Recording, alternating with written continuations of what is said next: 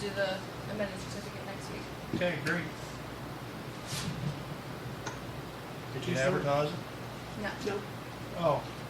Okay. Well, we couldn't have had it anyway. No, Yeah. we knew. No, we knew early enough that We we figured wouldn't have Friday, to. yeah. Oh, Yeah. okay. All right, well, we'll get started. Welcome everybody to the July 25th Village Virtual Workshop meeting. Hope everybody had a good weekend over the weekend. Mace, what you got for us? The frashes will be here at some point. She said maybe around 7:30. So we'll just kind of skip around, and when they get here, they get here. First thing up I want to talk about was the pool. Last day, the 14th, okay with everyone. The first day of school is the 18th, so that would be that Sunday before. We typically have ran Saturday, the 13th, as the last for People Day, and then the 14th is Dog Days. Well, but yeah, that's what I have right there is Okay. the Wet and Wild on the 13th and the Dog Days on the 14th. Okay. If that was all right with everyone. I wanted to say a big thank you to the Perry County Community Club. Not only did they pay for the swimming on the 8th, they paid for everyone to have a water, and we got their check in the mail the other day, and they sent additional funds just to donate to the pool. So, Send them a nice thank you. yep, already taken care of. So anybody else have anything to say about the pool? It's the weather being like it is. It's done pretty well. I think it's done pretty well. It's I only know, but been- I'm talking about August. It could end up being 100 degrees. I know. You know what I mean? Good, but you're going to lose all your I people. was gonna say we won't have any School staff. starts. And it's not And then- cost effective to run that pool just for a weekend. You know, because if you keep it running, you still have to dump chemicals in it. You got to keep the pump running. You got to keep everything on. Everybody's got to be checking it, And you got to check it for, and then it for runs into everything. being Tim Bob that would have to check it, and It's he's just- already busy. And Schools need to get back to opening after Labor Day. I was surprised they were opening Yeah, I that thought soon. that was pretty I early. thought that was early, but They doing School, you Have mean? been. yeah. They've been doing that every year. It seems like they get it earlier. Crooksville's always been the third week of August, and then the skiing starts the week after because it's after their fair. You Yeah. know? Okay. I have one thing on the pool. I think we need to, moving forward, we're fixing the baby pool. We I are. know we're talking about it, but we need to, have it ready for next year. John, when he was still on council, went to 2 CDBG money county meetings, and we were in line to get the CDBG grant to help with that. So we're just working on it. So We'll have Who- to put money to it, but we'll get. who do you contact, He went to the meetings. Okay. All right. CDBG, all right. Yep. So, Tom had been in contact with Patterson Pool, and I've reached out to him a couple different times about different things, so. It was brought to my attention last week that the trees by the Watt Hill tank need removed. There's several very large trees. Got a quote from Terry Savage, and we're gonna get that taken care of. Hopefully they're gonna start this week or next. There's several that are leaning right into the tank, and we don't wanna see any of them fall, especially with the crazy storms we've had, the weather. Pray we don't have ice like last year, but we don't wanna see those trees go into the tank. So,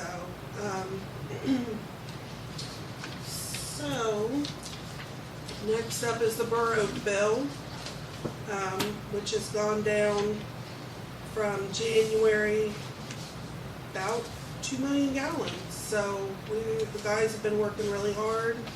They found several leaks, so I'm really glad to see it go down. The second page of your Burr is what we've been paying. So I know the dates aren't in order, but you go to what was paid in February, that would have been for January. So we There was a were- rate increase in there, it was 1.2, wasn't Yeah, Yeah. yep. it? So, I mean, it's gone down considerably. So, Yeah. to go from over 45,000 down to 37, Yeah. What's, absorb that cost increase. So we had to absorb that cost increase too, in that, Yeah. so, in that savings. yeah. Next year when we renew that, guys, might as well plan on, we're probably gonna have to do the 3%. I think so, to keep up with everything. I mean, the funds are still solid and solid. First time in 6 years, I'd say. Yeah. We let it, we had it increase, we increased it once. But if you look at the payment listing, you'll see that it's gone down. So, the guys have worked really hard on that.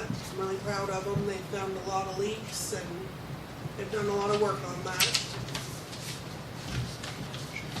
So, Progress. yeah, we're heading in the right direction. I'm sure everything's not found, but we're moving in the right direction. The next thing I've got is Marilyn Horner's contract. I've got a copy of Chris Kirby's contract. And it shows on there that he's paid for both mileage and travel time. I talked to Rodney after the meeting on that, and I kind of agree with him. I really kind of do. I mean, I voted yes for it, but I understand why he voted no. I mean, you're getting paid mileage, you can have either or. I mean, she's making a pretty decent wage. You even just get paid the time she gets in her car. She can either get paid the time she gets in her car, she gets paid mileage. One or the other. I'm not for both of them either. After talking to Rodney, it made more sense to me. I mean, we've never done that with any of our other employees. She's not an employee though. You know, if she's an independent contractor for us, she is. I'm not against paying her. I'm not like her and everything. It's just that it seems kind of redundant to me to pay mileage. Plus, you're paying her to be in the car when she gets in her car. No, I mean, I think she should have the option. You know, if she wants to do mileage, if that would make her more money, or money per hour. I mean, she's a good distance away. It's what, a half hour? 45 minutes. 45 minutes. So you're talking an hour right there. She's going to have an hour in wages. The way I've got it figured out is from her house to here, it would be, depending on, you know, everything, would be about 62 to 80 minutes round trip. And So we would about, That's an hour and 20 minutes. so we would bump that to, so we'd be looking at between $25 and $33.60. And for that, right? and then if we did mileage, it'd be between $24.72 and $30.36. So, but the thing is, my fear is that if we push her away, I mean, I don't want her to take it as a slap in the face. It's not meant to be a slap in the face. It's And- just a matter of how we've done things in this village before. I can't justify paying an outside contractor So, more than what we would pay our own employees. what happens if she does and we end up needing to go with someone like Chris Kirby and we're still gonna be paying both ways, and as you can see, his rate's a lot higher than hers, Each $47 an hour. 42. 42. Okay. So, and Marilyn's very familiar with, Right. The way Maryland's an awesome lady. It has nothing to do well, with no, it. I mean, she's very familiar with the way things are already done around here, where anybody else that was coming in, even, say, Chris, he does it one way, you know, maybe we do it another, I don't know. But I'm just saying, for the amount of time that she would get both, which might be 2 or 3 times a year, we might be looking at $200 additional per year to do both. And I just, in my opinion, it's worth it to not have to, and that's maybe Courtney's had to call her one time, It was for like 5 months. so, And most of us handle them. I mean, we still pay. And her. that's- I haven't talked to her at all yeah, besides that that's one time. all, that's what I mean, it's not something she's gonna be here regularly, that she would be paid both of those ways regularly. It would be a couple times a year, probably Like end for of the like year, year-end. beginning of the year, and then July. The way Rodney explained it to me, being a former employee of the village, it just, I just don't wanna open up something that later on our employees get into, and then they're gonna be upset. I mean, it is our bread and butter too, and there are people. I'm not against paying her, maybe go travel time $30 an hour or something. I mean, if you wanted to make sure she covers the cost, but I just don't wanna do both. That's up to y'all too. I'm with Rodney on that. I get why he said it.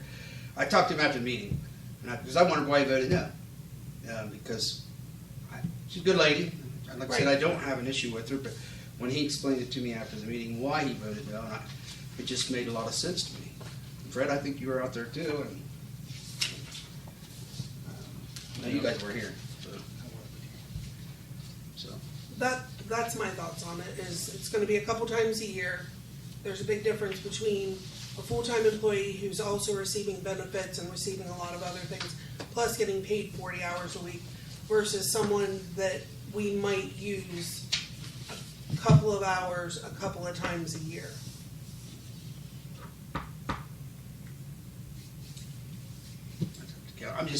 I told Rodney I would bring it up, and No, I was speaking absolutely. because I kind of agreed with you. If you disagree, that's fine too. Like I said, I don't have no problem really with paying the lady. I know she's done a great job for us in the past, and I know it just makes a lot of sense to me. I mean, it just made. It's a standard procedure, in my opinion, and I don't see a problem with paying. You know, but that's just my opinion. Right. And I understood where Rodney was coming from. He had emailed me prior to the meeting, and that's why I reached out to Chris Kirby, just to see Right. what was standard, because, Well, I don't know that it's standard. I think it's just because there's so few of them, they get to pick and choose what they want to do. you know, that's just- another thing. That's just the game that we're playing right now. There's so few of them that are trained in that UAN, and it's a supply and demand. Then it's There's important we very have few- our people and a there's- backup person There's a trained very- in UAN. There's a very So we few don't have to- supply, and there's a Well, high to be demand honest for with you, it. I have plenty of confidence in her so far. She's going to jump in and do just a great job, and hopefully, Eden Maryland's not going to be as much as. Well, and that's what I mean. She's talked to her for maybe 5 minutes on the Right. phone since Marilyn's left. So the only things that Courtney's really going to need help with are going to be the things that she's never done before. You know, closing out the year, starting the year, and then in July doing the budget. So that's what I'm saying. Maybe a couple hours 3 times a year is all that travel time, and all that's going to figure into it.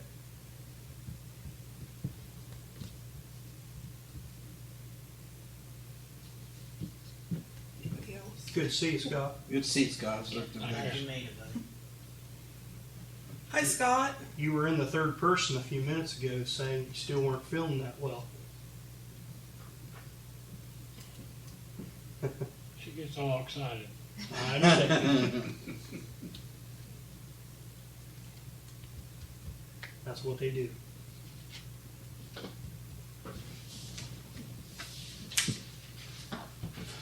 Okay. Anybody else have anything to say about that? Did we vote on it? We didn't have, we had 4 last week at the council, but we didn't have, but since Rodney voted no, there wasn't enough to carry the motion. Okay. There was a three So it'll to be one. next week. So it'll be on the agenda again next week. We'll have to think about it. I'll have something for next week probably. Okay. Next up is the faithful performance-based bond, which is what we have over the mayor and the fiscal officer.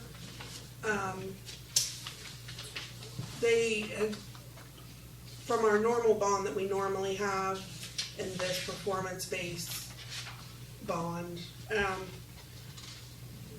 I talked to Chris and back and forth with the insurance company. Basically, it's the same coverage and it's gonna save us about $500 a year. If everybody's okay with it, we would need to do a resolution. I could put it on the agenda for next week. Is that for you and the mayor, that's for council as well, isn't it? Bond coverage, or is it It's, just the bond has always been for the Just mayor the and the mayor and the fiscal fiscal mayor officer. and the fiscal officer? Yeah, Okay. for What it entails, I mean, what's performance bonds is what they are. A little better way to go. Saves us some money.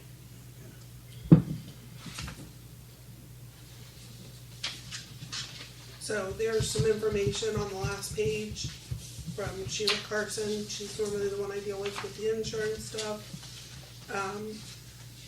Speaking of insurance, Daniel McBain will be here on the 8th to update the policy and all the information for that. Yep. Property insurance, property and casualty insurance, liability for the village renews, I think, August 31st. and you see in the markets of liability coverage? Hmm. You see, you're in the business. Increase. Of course. Screaming increase. I like this one. Screaming increases. Hate to say that, but everybody's gonna see a property increase on their home insurance. And we're gonna see an increase on our property insurance. And liability may not be too bad. You know, it's in the PEP, so, you know, we're a collective now. We're a part owner, we're part insured, so maybe that'll help us a little bit with the property increases. Just educated guess, we're gonna see some increases. We're gonna see inflationary numbers to increase buildings and so forth. Along with that, you're gonna see the premium higher.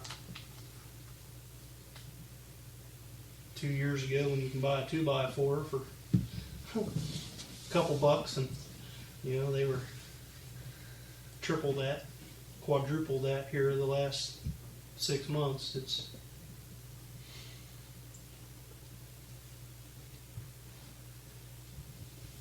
speaking to on the home side of things, on the personal side, and in my personal business with the insurance, I had a claims representative say within 2 weeks that they sold $150,000 worth of shingles just from the hailstorm that went through the Zanesville area back in May. In 2 weeks, $150,000. And Carter Lumber, the sales guy up there, said they're taking another 10% increase on shingles in a week. First week of August, everything coming off the trucks, a 10% increase with shingles and roofing material, felt, and all that stuff. It's crazy. Inflation. That's Vanessa Frash. They will be here in just a couple of minutes.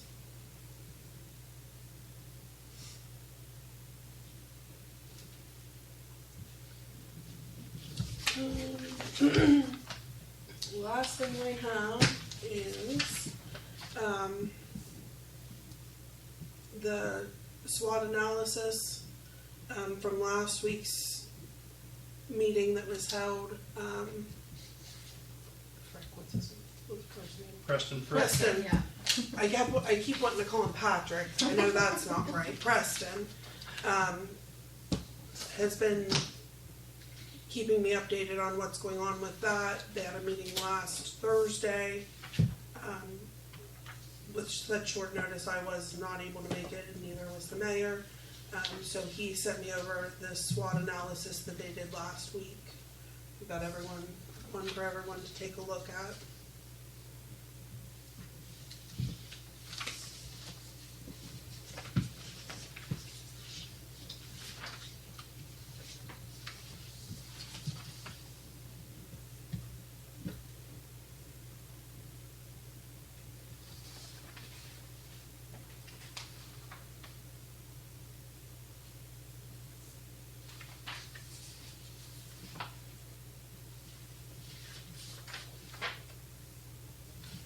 One of the weaknesses I see, like the lack of internet. Now, The whole community does not have, according to the group that was there, does not have 5G, which is the minimum requirements from some of these larger companies that have their employees work from home. We don't have that available to everybody within the village limit. so through Spectrum, what is that? I have no idea. I'm sorry, Bill, what did you say? Through Spectrum, what is that? Internet, roadrunner capabilities, I 5G. think it's 5G I was or gonna say, better. I think most of it's pretty good through Spectrum. Right, Hey, I have 5G at home, wireless, internet. wireless. I don't know what I That's have. what we have here, and Yeah, we've got it here. it works just It's- fine here. I mean, I figured the And further, there was a day back when Doug Cannon was mayor and a little bit after that where that was more of an issue. It's not as much as an issue now. We got the ability to have routers. You can buy your own router. You can have internet coverage. You can have your wireless connections and whatnot.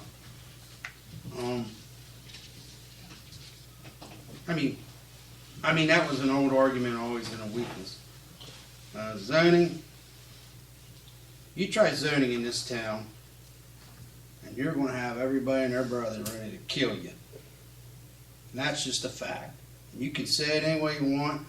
Anytime you're dictating to people what they do with their properties and how they handle their properties, we try it. It'd be tough. I disagree. There's two sides to every issue in the zoning. It's a big one. But, you look what we have now, and why is our town disintegrating? Why are people leaving? That's what I look at.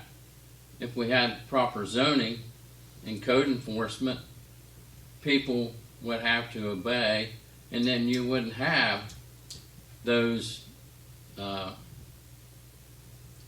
It's hard to push They- zoning on a population like you got listed down here on another spot, which I agree with you, that the socioeconomic area that we live in is pretty underserved financially, due to a number of reasons. Some of it's education, some of it's just the lack of opportunity in this area. There's less opportunity in this area than there is any, and I mean, we don't even have access to 70 yet, which we've been begging for. The county's been begging for 100 million years. And for some reason that just keeps, they do their study, then they shut it down, and they do. that's clear off the board now. Yeah, it's The crazy. 93 That's crazy. connector. You want to help? You want to help Perry County? That's the first thing we need to do. Well, that was the Mesquite County, and the business association shut that down, Right. from what I'm told. But as far as our community go, to see improvements here, it starts with,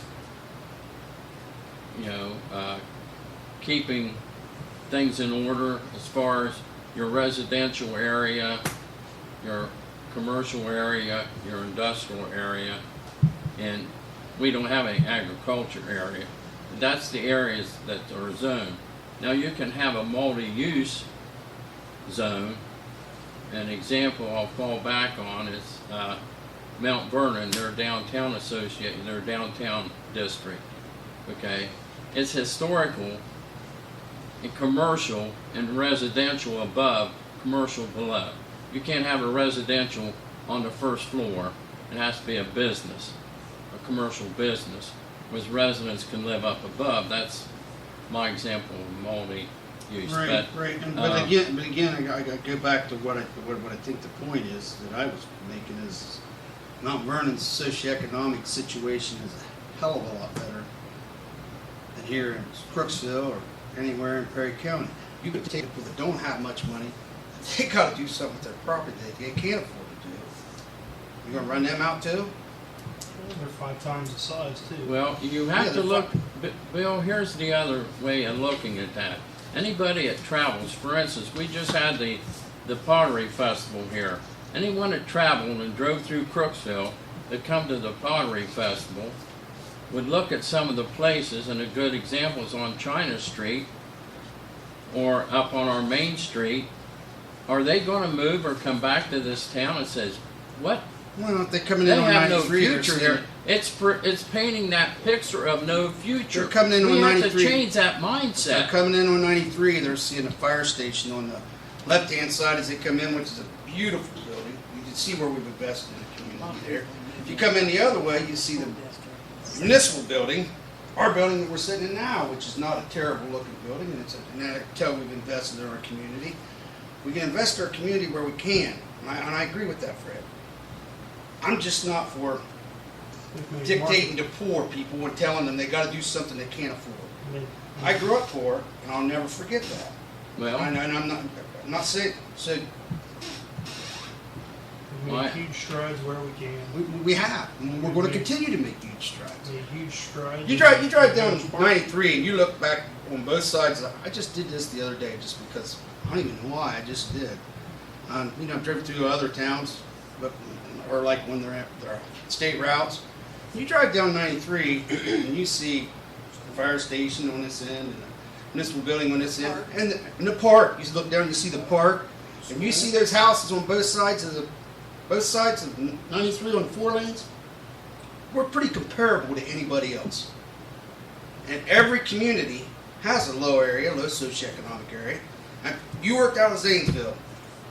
Yep. Did you not have a low socioeconomic area that you had to work? I absolutely, and I worked in it. They got, Right. They got I- handful. And you can't get I- blood out of a turnip. No, you cannot. When I worked in Zanesville, both places I worked. So I'm not One was on I'm not Putnam, against one was on anything you Main can do, Street, Fred. But so- I'm not for Well, here- dictating to people here's- what they There's have nice to. places and there's terrible places, no matter where you're at, and then there's everywhere in between. So it's Right, and that's in any community. I mean, I've been up in Every Utica community, where their every- socioeconomic level is actually fairly high.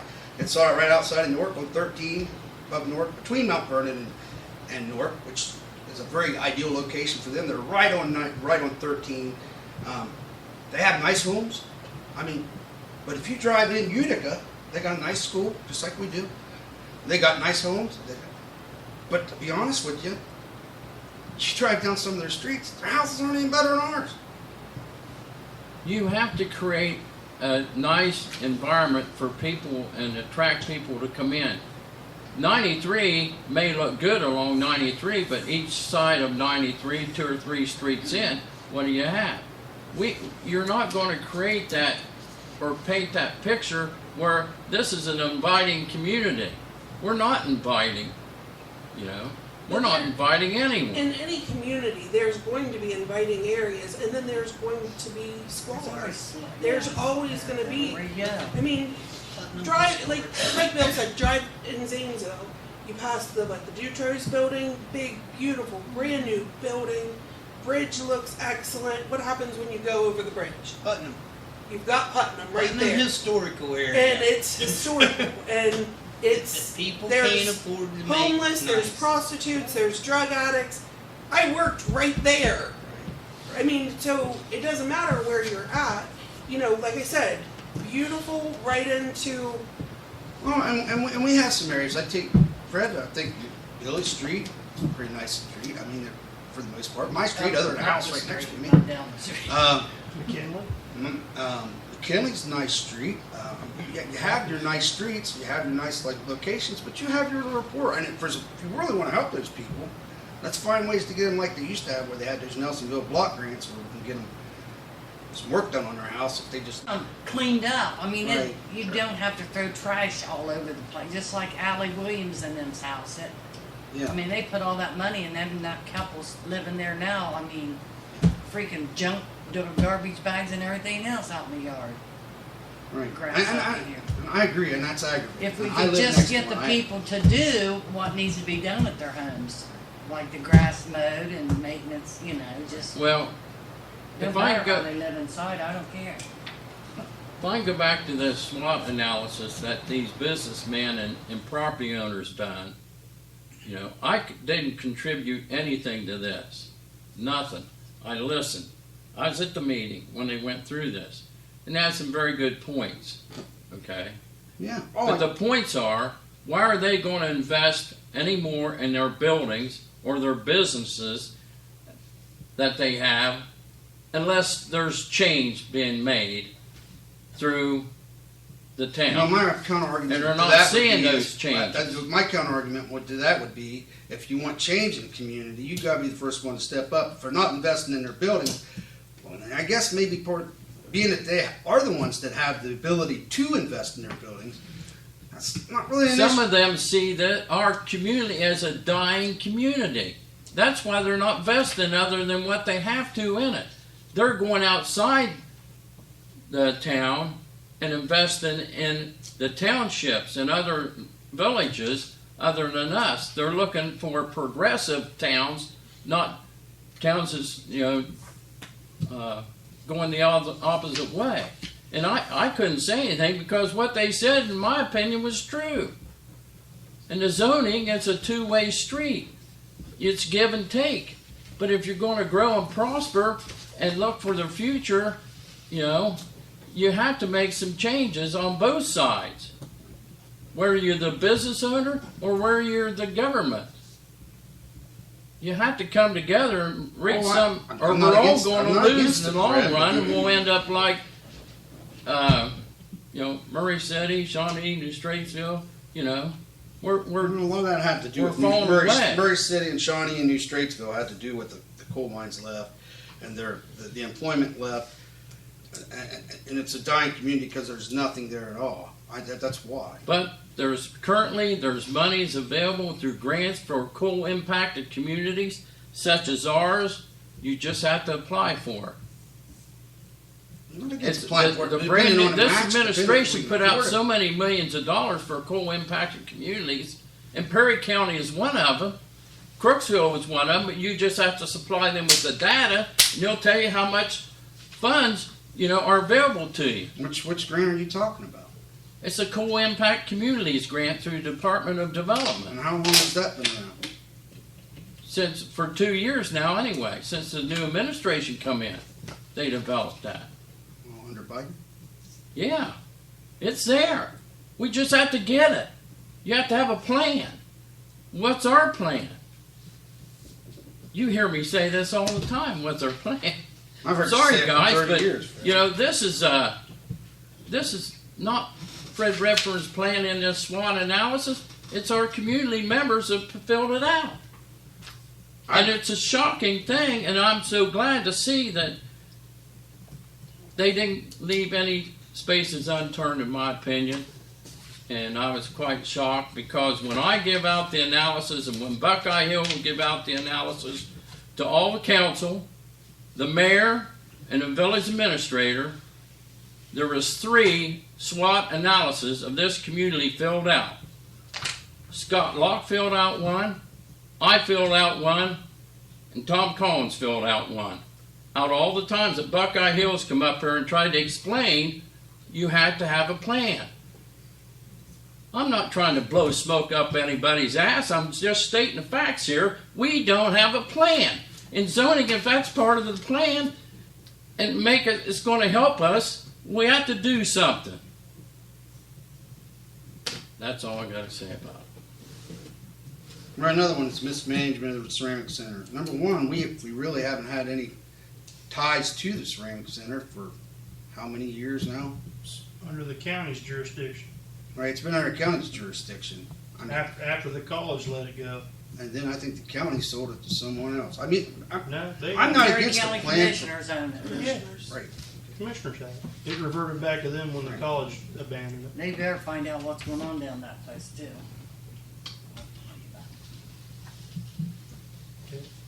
But poverty is an issue. That's a weakness.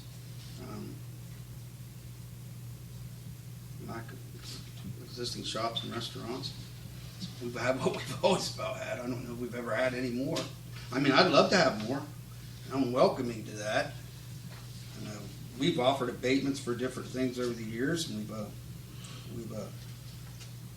we've tried to work with any business leader in this community. But I don't think zoning and pushing on people that can't afford to make changes isn't part of the answer. That's just my opinion, and I mean, there's other people here.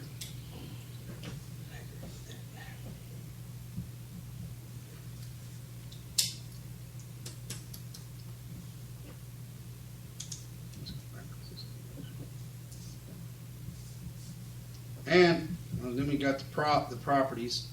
I agree. I'd like to see more up tore down. I've been screaming to the hills for the last 5 years to have one tore down next to me. Yep. But we have made progress. We made progress under you, Fred. We've made progress under you. We've tore down how many? Absolutely. That were 7 So- or 8. Eric, I think in government sometimes what gets lost is things don't happen immediately. And unfortunately, it's just the way it is. I mean, they don't. We can come up with a plan now. It's going to take us 6 years to get it. And I knew you were going to say something about plan. And it brings me to, we used to do a hit list every year.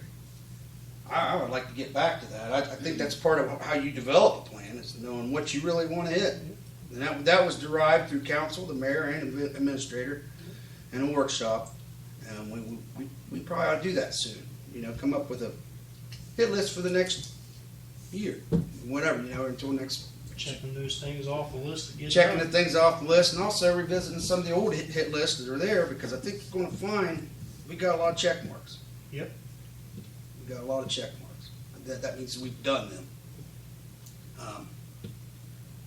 Could we do better? Yeah. But I said, one of the big issues has always been and always will be, unless something would drastically change, when you're dealing with a low socioeconomic area, you got to do your damn best to serve all them people, whether it be the poor ones or the rich ones.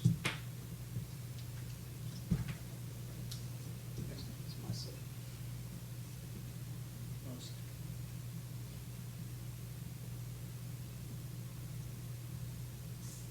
So when you say coming with a plan, it's easy to say we need a plan. I think part of coming up with a plan is having a hit list. Let's have the hit list of things we want to do, things we've done.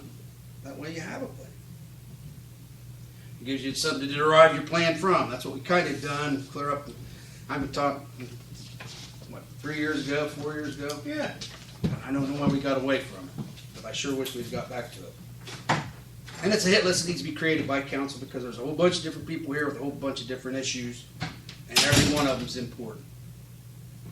And with the village administrator, because you're dealing with it out and the mayor, because he's dealing with it on the mayor end. So that's the way we did it before. And Fred, you were on council, and mayor when we had a hit list. I think it's a great place to start. It's a great place to start. But that's where, if you're talking for council, that's where we got to figure out where we're going to start. If you're talking about making a plan, that's. And there's a lot of things that are going to go into it, and finances are a big thing that are going to go into it, and Well, your hit list sometimes has stuff when we've had the hit list in the past, there's things we need to get done, things we want to get done, Right. things we'd love to get done. right. And that's kind of how we need to do it again. I think it makes it a lot easier to generate a plan. So we're not just, Everybody's shooting different Shooting in the things, dark. different ways. Yep. Here was just a small list that started in 2016 and went through this year, 2022. Public infrastructure, Main Street bridge replacement, check. Industrial Drive bridge replacement with sidewalk in 2022, check. We'd still like to do an Industrial Drive sidewalk from Buckeye Street to link up with that bridge. That's still a possibility. What was highlighted here that Tom had listed here was we needed to replace a 36-inch storm drain behind the CIC building. We still need to do that. Stormwater catch basin clean out replacement program. We've done that because we set in the stormwater replacement fund.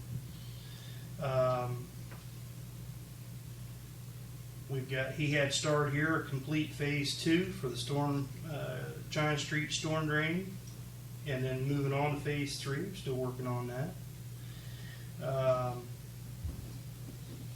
Fixed baby pool, that was earmarked on 2022. Multi-room restroom facility building at the Village Park, check. So, lots of things that were on that list are on that list, but they are also cleaned off that list. Right. But we need to come up with another list. Yeah. Which you can develop a plan off of. Yeah. Advance that new plan for another 5 years. Right. I mean, just revitalize what the current needs are. Current needs and current wants and current. He had started here, improved the railroad crossing on Main Street. Well, we kind of did that with paving on both sides of it. It's a heck of a lot smoother than it was. Trying to get that plan, Fred can tell you, it's a nightmare. Well, Tracy Swinehart was down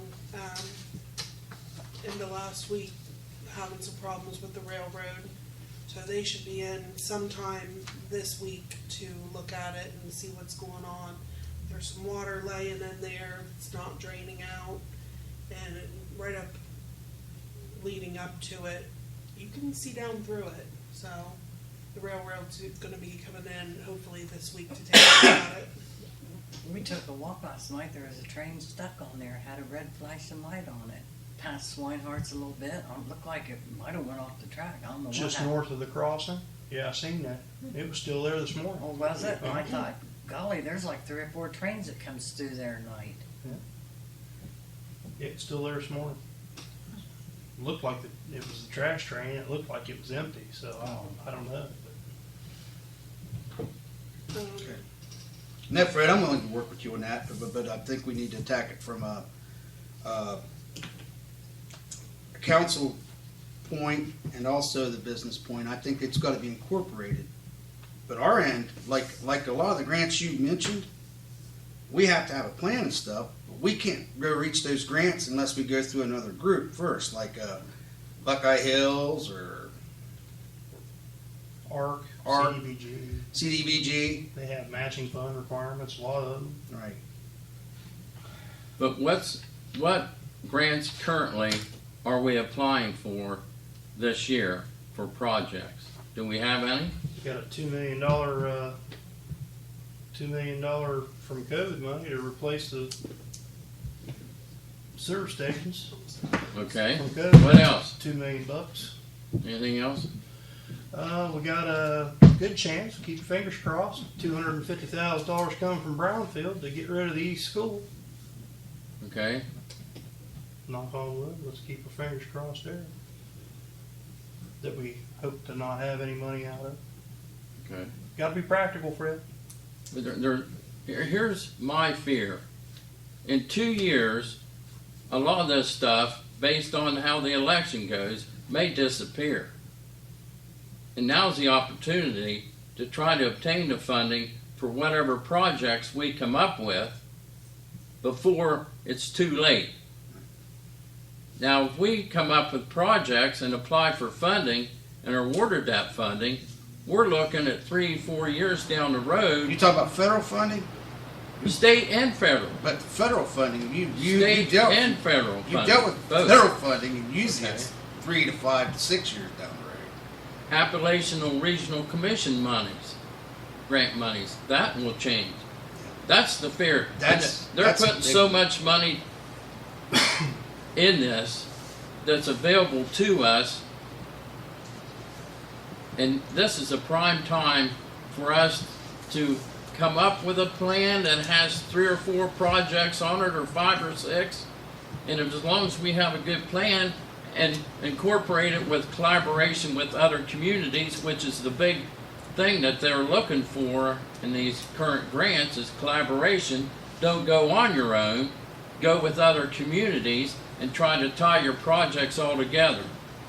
I'll give you an example. I've been at 3 Thornville meetings. Their Thornville Downtown Association or group meetings, whatever, with their council and township trustees show up at their meetings. Their biggest thing is like they want improvements. They need improvement at their pool. They can't afford it. Now they have no city income tax, and all their funds are. Anytime they request funds, they have to put it on the ballot. People have to vote on it, and that determines where that project gets funded or not. But we need work on our baby pool.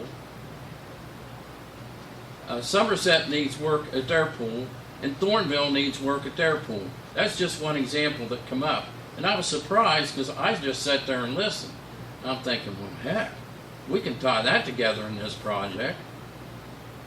Ben Carpenter, the commissioner, was at the last meeting at Thornville and stated, this is the time now to apply and tie all these projects for our communities and our smaller villages within the county together for a better chance of obtaining some of this $50 million in preliminary money, and probably part of the $500 million that the state of Ohio alone has put in the 88 counties. Directed. We have a good chance, and we want to be ready for that. And if we can show that, and that's why the Mortsey and the commissioners have hired Preston to try to put this package together, and he's working really hard on it. And that was good to hear our county commissioner talk about, collaboration and tying things together. And I seen his vision, and it really made sense. So hopefully we can be part of that and have 3 or 4 projects that we can contribute to the group and be funded for some of this money. And August 15 is the current deadline for request for proposals. So, the clock's ticking, and we have an opportunity. And I sent Preston an email, and he couldn't make it tonight, but he did send Lacey, I guess, this SWOT analysis from our Crooksville meeting. But things are moving forward, and the other communities are excited that meetings I've been to about what's going on. And I don't want Crooksville to be left out on any of it.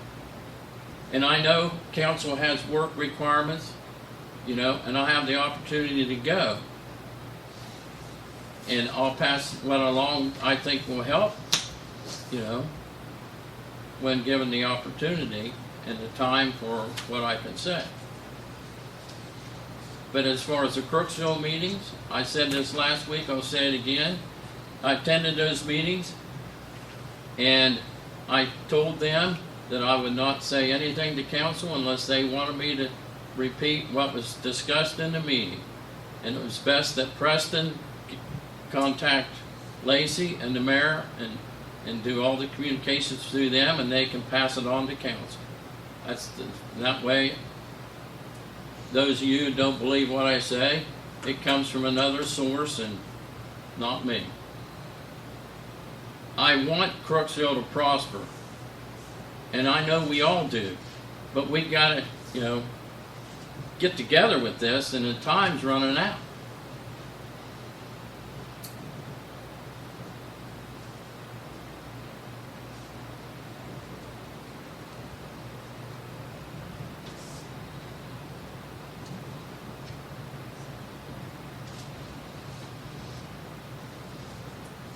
I know the frashes worked hard to get here, so I'm sorry to switch No, gears that's here, but you guys have the floor. Hi. Hey, Vanessa. Well, it kind of ties in a little bit with what you're talking about with the poverty level and so forth. A few weeks ago, we had an indigent case, or we thought something was going to turn out to be an indigent case. It was a lady that had minimal amount of financing, and I actually came down to the village, and nobody really knew what to do.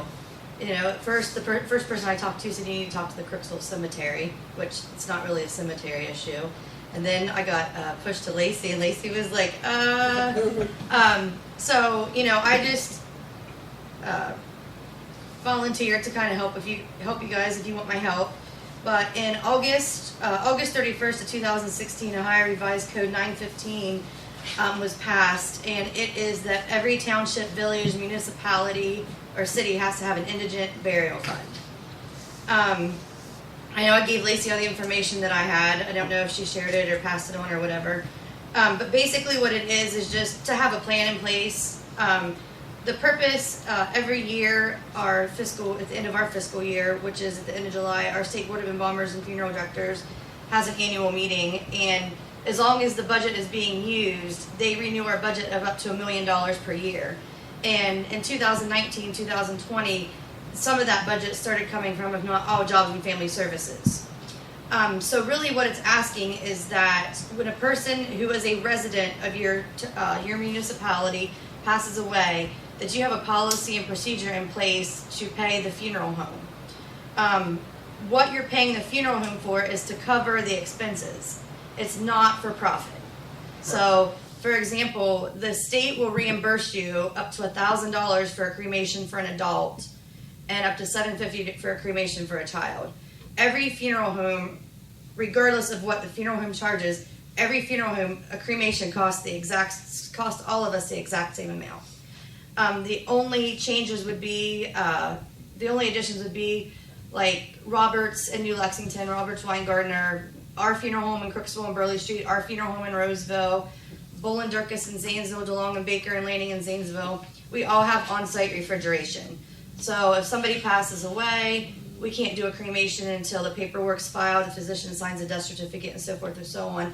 So, like, even for Dr. Wilson, for the coroner, we even house people or remains that have been unclaimed or whatnot. I just wanted to bring it to your attention that, you know, that you guys don't have a policy in place, that in the future it's probably going to be an issue. I do know that Harrison Township reached out to me, and I'm kind of helping them also. They had an incident where a funeral home demanded $4,000 from them for a direct cremation. They really didn't know what to do, and they paid that, which I told them, you can't get reimbursed up to $4,000. You can only get reimbursed up to $1,000. That covers exactly what it cost us. You know, like I said, that's the point. And when I sent Lacey the paperwork, I sent her like step by step how you go to our State Board of Embalmers and Funeral Directors website and you apply for the reimbursement. So it's kind of, for better use of terms, just a loan that the municipality would offer to the indigent family. Just some other things to think about other than what you want to pay for cremation or what you would want to pay for burial. If a person is truly indigent and they're homeless and they don't have a next of kin, then the cremated remains become property of the village or municipality. So then the village, municipality, or township also has to take possession of the cremated remains, and it is at their expense that they be buried.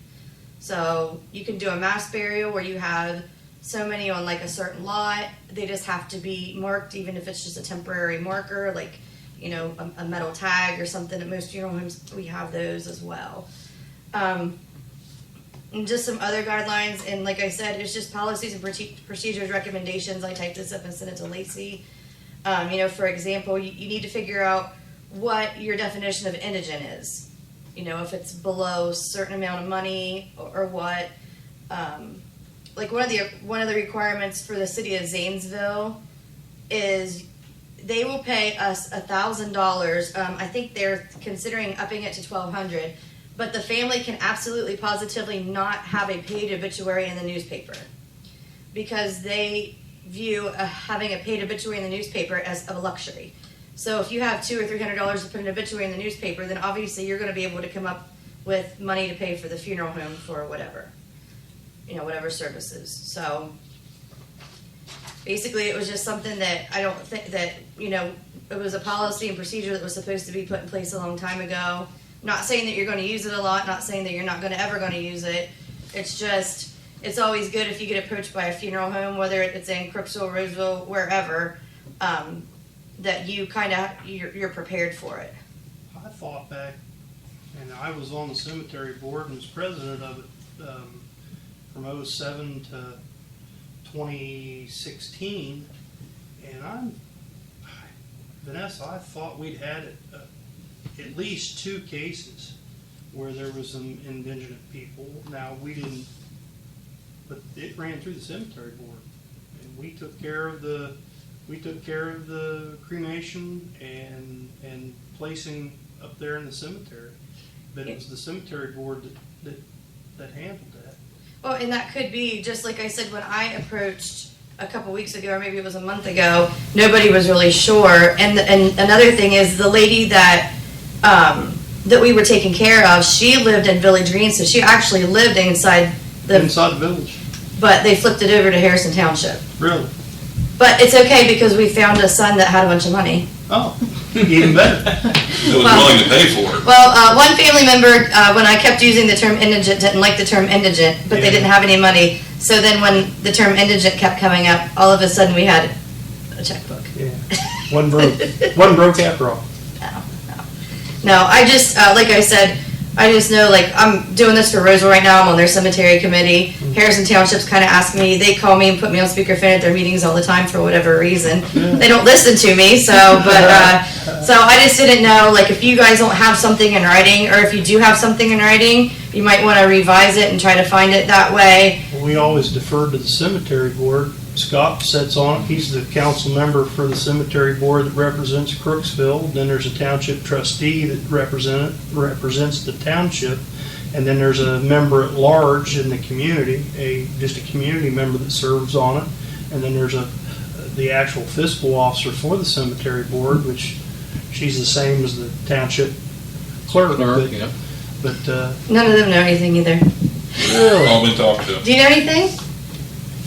Just what you're saying right here. Okay. I'm not Chris. I thought we have we have an indigent fund through the Right. through the cemetery board. And it, you had well, I haven't, like I said, been since 2016 since I was privy to the numbers, but there was perpetual care and indigent funds in there that was into the tune of well over $100,000 for anything that was happening. Then we had our basic checkbook, and then we had monies and savings and so forth else. So, the process of taking care of our own here in the village wasn't a problem through the cemetery board. Now, it's kind of nice to hear that you can get reimbursed up to $1,000, but that cemetery board was the place to start that. Did we don't- Vanessa ever, Who's- or, Who's on the cemetery board? I'm Vanessa. Scott Who else though? did she ever Danielson, contact you out there? township trustee, yeah. Person And down then, Christine? Yeah. Yeah, she did, but she was just Paul as Williams confused is as I the was because community member at large. she didn't. When she contacted me, she didn't tell me she was contacting me on behalf of the cemetery board. She was telling me she was contacting me.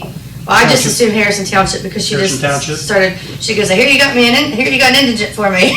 I'm like, "Well, not right now." But. She does both. She's Yeah, for the so that was cemetery board confusing and- to me, but yeah, and like I said, I sent Lacey all this information, and I pretty much, I have OCD, so I pretty much drew pictures for everything. But like, there's a link on the Ohio Funeral Directors page. You have to be signed up as something, and I forget what it is, in order to apply. And I'm not sure what it is, but you can be reimbursed. But anyway, so if you do have a fund, what did you reimburse? What do you pay? We don't here at the village, the cemetery board. But what does the cemetery board pay? Well, we ended up paying $4,000 for one because. Yeah, I know you did. So that's where it come out of then. They actually come out of cemetery. It didn't come out of Harrison Township. Yes. I told Jerry Watts, I said, well, the next time that happens, I'm charging you full price too. It would have come out of the cemetery board's indigent fund, Right. is what it would have done. So if they would have had the process in place and had it set up, they'd We learned a little bit. Well, and it's important, it is important, if you do have to use the indigent fund, it is important to apply for that reimbursement, because when we can prove to our state that we can use that fund, and they continue to give us $1 million a year. And eventually with the economy and everything, it's going to be, there are probably going to be people, obviously we live in an impoverished area, there's not a lot of people that are flush with cash. You know, there are some people that barely, you know, make it by to pay premiums or insurance, or maybe they don't have insurance, you know, so it's just, it's something that it might be coming sooner than later, and it's just better to be prepared for it. You see it all the time, having a benefit for this person, benefit for that person. Yeah, but where does the benefit money really go? Honestly, you can clean out $100,000 pretty quick if nobody has any money coming in. I mean, it's not gonna last if you're not getting reimbursed for it. Yeah, I wanted to send Paul Williams a thank you note for me spending, what was it, 4 or 5 hours at the cemetery for that disinterment that one day. Understand. But anyway, all right, so You that's should. that's all. That's all. I have a question. Okay. Is there a residential requirement for the village or the cemetery? Meaning, does the person have to reside within Harrison Township or Crooksville to be able to apply for this indigent funds? Yes, but that's two separate questions. So if you had to apply for it, you would apply to the village of Crooksville because you live inside the corporation limit. If Brandon and I had to apply for it, we would apply to Harrison Township because we live in Harrison Township outside of the corporation limit. Okay, so there is a residential requirement? Yeah. Yes. Okay, because down the road, there's going to be some of these illegal immigrants that may die and we're left, you know, with us. We don't know who or what. Yeah, they have to have a permanent address inside the village or the township or wherever. Okay, okay, good. Pretty much it'll be township and Crooksville just come to the cemetery board. Well, at least you'll have something to talk about the next cemetery Yeah. meeting. Next Tuesday. Next Tuesday, I'm busy. You're welcome to come. But y'all speak for it. You're welcome to come. Where is it? Out of the township garage. Who's the township member on it? Tim Danielson. Oh. I have a copy of that for them too, so I was making sure it wasn't Jerry Watts. Well, Tim, Starts at 6:30. Okay. Tim and Scott I'll be and golfing. Paul Williams Oh, I know Paul. and Christine. We set up to Crooksville Cemetery for a good while. That's Christine owes me a bottle of wine, by the way. Maybe I want to remind her about that. Now, Paul told me to send the cemetery board a check for my time, and I'm like, we took an oath to provide service to our communities. I don't want anything, but I do drink free Neely and Brusco. But that's it. Just like if you guys just want to Write get that something, down, Fred. something in writing. Will Christine be there as well? Yes. Well, that would be like killing two birds with one stone. Because she Like, can get both of them. yeah, Yeah, that's the that, same person. you're more welcome. Okay, 6:30 Tuesday. Yeah, because she takes care of Iliff and Yep. Mount Orr, Mount Orr, Crooksville. Crooksville, Yep. half of Crooksville. Yeah, All right. Well, thanks for allowing us to come and talk about it. Thank you. thank you. Trying to keep heads up. Thank you. Absolutely. Good night.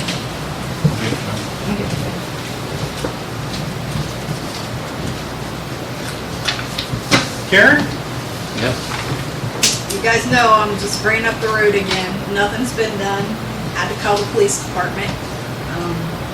And since that time, I haven't had any issues, so I'm glad I called the police department again. But the road's in terrible condition. I told Chris my last conversation with Tom was, I think Lacey had to deal with some of the people signing easement I issues. have all the signatures except one. And that one person no longer owns the house. If you look up on auction.com, which is a foreclosure thing, it's listed as bank owned. When you go to Perry County, they said they won't get a change of ownership until somebody turns in the documentation. So that is a foreclosed upon property.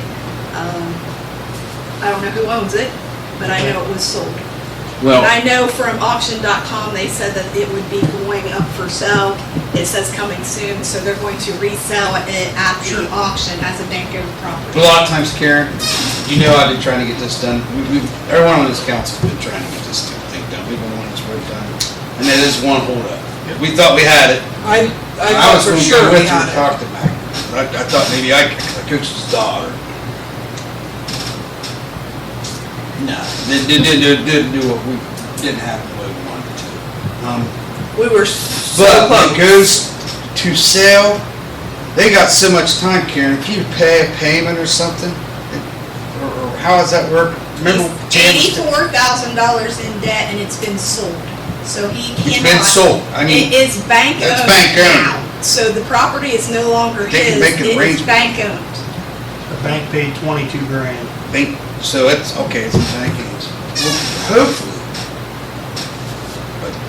So my opinion is, and I thought about this last week, believe it or not, I made a round up there, it's terrible.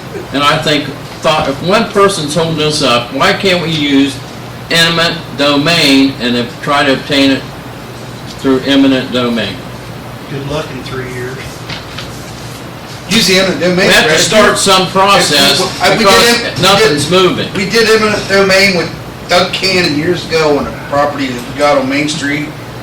And I think we ended up spent 2-3 years getting the place. We did.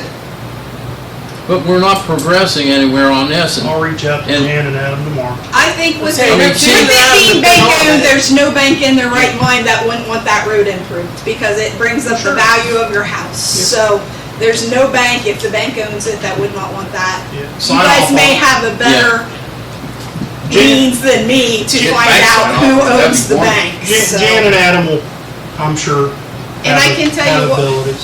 Yeah, what Tom told me was that front side, there's no problem with an easement, that could be done. I mean, this was our last conversation, and I talked to him in November. Now wait a minute. So the front side could be done, probably from the stack house to the cabinet could be done. What you're talking about is from the corner to my property up that hill, that back side of the hill, which is right now the best part of the road, by the way, the part that he doesn't want done. Wasn't there another property owner involved in that we didn't know and just found out about? Was that Stackhouse? All right, and we got that. We got them. Yeah. See, that was another curveball thrown at us too. We didn't know that we was going to have to deal with them. He was one of the first people that signed, I Yeah, think. He you're was right. pretty I was easy. gonna say, everybody was down Everybody here real involved, quick. everybody involved except for the one has So, been good with it. and I spoke to him, I don't know how many times, so he was always coming down. He was on his way down. He was coming down. Well, if Jan can reach out to that bank and then, don't mention eminent domain, because that's gonna cost us more money, but see if the bank could be, Tons of money and tons of time. explain to the bank, if she could, what we're trying to do with the alley and make improvements, which improve that, you know, Fix the road. everything. Is it a local bank bought it or is it It's an out-town bank. See, that's the issue, out-of-town bank. It's- That's the auction.com companies all over the United States, so. Yeah. But I did Get the number. confirm with my last Bank. issue that I had, I did confirm that it had They been don't sold. sign off. And it does put me in a bad position, guys, because what It's local. happens is I can't sue for a private nuisance because it's not a private road. Right. It's still listed as a Still public is a road. public road. So it's bad for me because no matter what happens, I get, police department can't do anything because there's a dispute over the road. And it doesn't matter whether it's Crooksville or whether it's the county, they can't do anything with it. And I can't do anything with it because it's not a private property. So, I mean, I'm still in a bad situation. Like I said, it's gotten better for a week. But I've been in several yelling matches. I've had somebody, you know, him follow me up the hill before, where I thought he was going to bust my window with his fist. I mean, this is not a good situation. It hasn't been a good Is he still living situation. here now? Yeah, he's still squatting there. And the bank's gonna let him because he's And paying whoever utilities. whoever So they buys the swap? property has Huh? to do the eviction. Why they gonna let him? Because he's probably still paying the utilities. Bank doesn't wanna put that in their name, start having to pay those bills. That's I thought about buying the property myself. It's so bad. I thought about doing it myself, but with the lien you never know how many liens you have. I'd have to do a property search and Property taxes.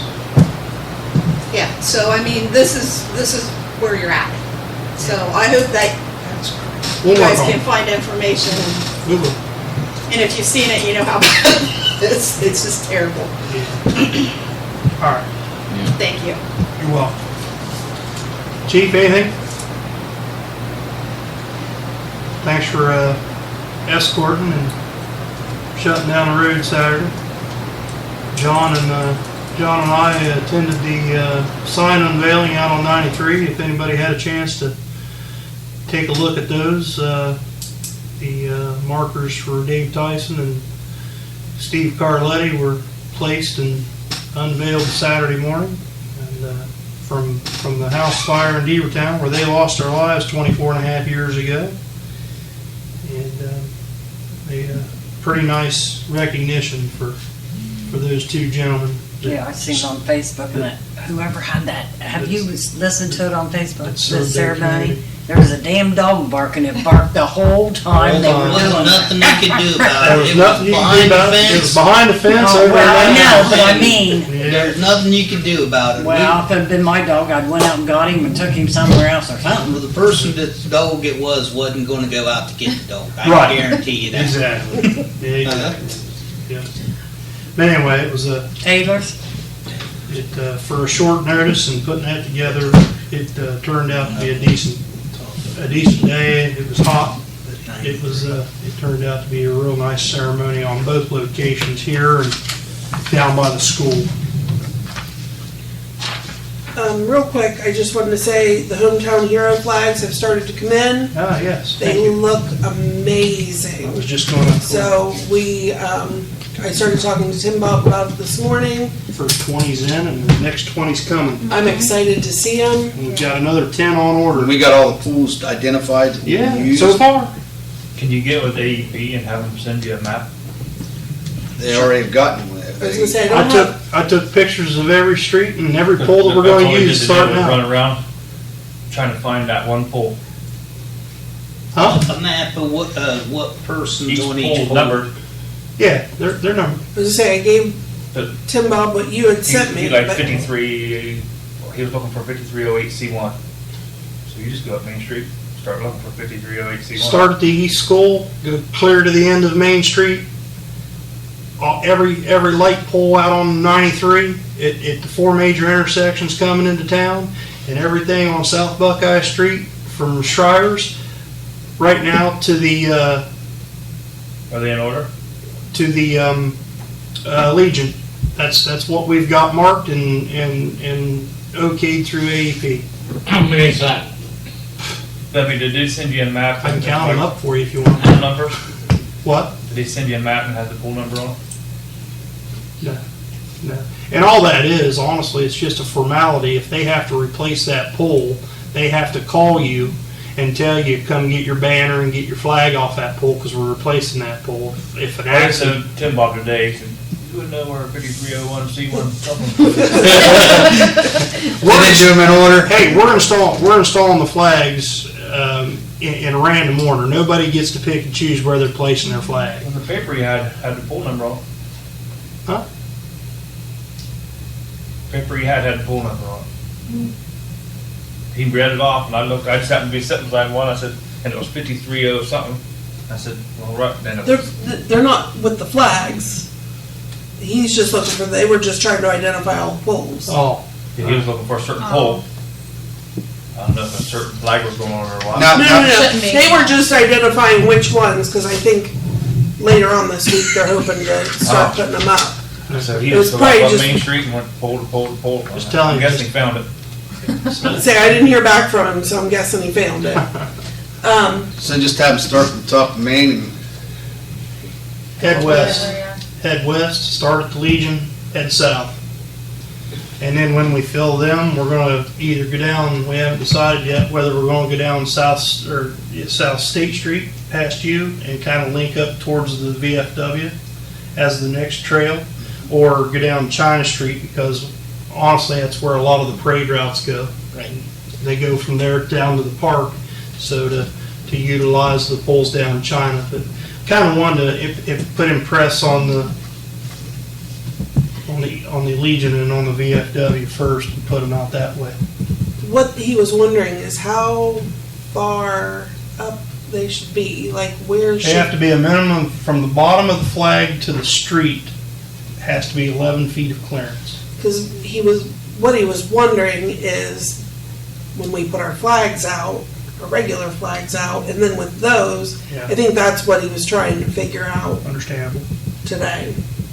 So, Those are up on an angle. I don't know. Just telling to mark the bottom of from the street up, go 11 feet. And that's the bottom of the flag.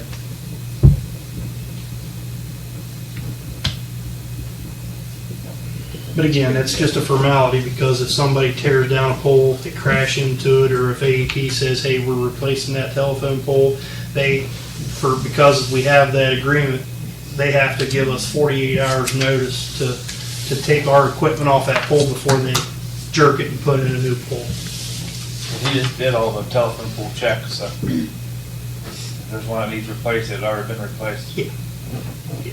I think we're in pretty good shape, unless you get somebody that But it's wants to crash into one, tear it let's off. hope nobody wants to. Yeah. Last thing I got is Cristy Catalytics had a nice 100-year celebration party down at the Village Park Friday. They were nice enough to donate a picnic table. Where'd they put that at? It is inside the pool area. Oh, okay. That way- Inside where? The pool area inside the fence. Somebody carry way that it'll- off real quick. Yeah, that way it'll stay here and stay Over the nice. fence, though, but It's nice. Yeah. It's a nice table. we walked down there last night and I told Brandy, I said, we forgot to look for the picnic table.